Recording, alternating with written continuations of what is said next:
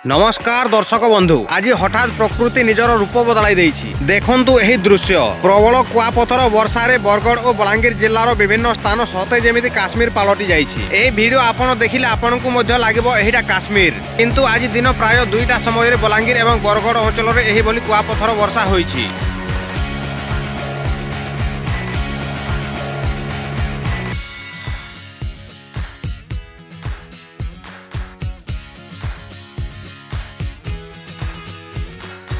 भिडियोटी देखिबाकू आपनकु मजेदार लागुथिबो, देखिबाकू काश्मीर भली लागुथिबो, किंतु बरगड़ रे अधिकांश लोक पनीपरिबा चाष करंती। सेमानको चाष फसलर कोन अवस्था होइथिबो टिके भाबी नियंतु।